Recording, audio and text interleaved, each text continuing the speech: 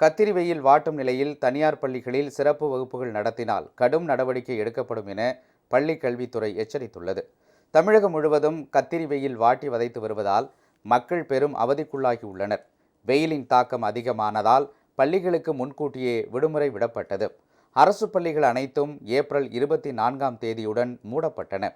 வெயிலில் செல்வதை தவிர்க்குமாறு வானிலை நடுவம் அறிவுறுத்தியுள்ளது. சென்னை உள்பட பல மாவட்டங்களில் 100 டிகிரிக்கு மேல் வெயில் வறுத்து எடுப்பதால் 10, 11, 12ஆம் வகுப்பு மாணவர்களுக்கு சிறப்பு வகுப்புகள் நடத்தக்கூடாது என கல்வித்துறை ஆணையிட்டுள்ளது. ஆனாலும் ஒரு சில மாவட்டங்களில் தனியார் பள்ளிகள் மாணவ மாணவிகளுக்கு சிறப்பு வகுப்புகள் நடத்தி வருவதாக புகார்கள் வந்தன.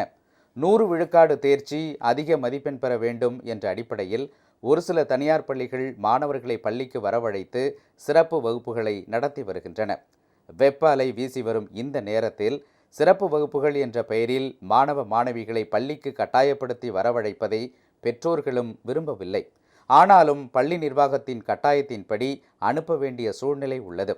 இந்த நிலையில் கோடை விடுமுறையில் மாணவர்களுக்கு சிறப்பு வகுப்புகள் நடத்தக்கூடாது என்றும், மீறி நடத்தினால் அந்த பள்ளிகளின் மீது நடவடிக்கை எடுக்கப்படும் என்றும் பள்ளி கல்வித்துறை இயக்குனர் அறிவொளி மற்றும் தனியார் பள்ளிகள் இயக்குனர் பழனிசாமி ஆகியோர் எச்சரித்துள்ளனர்.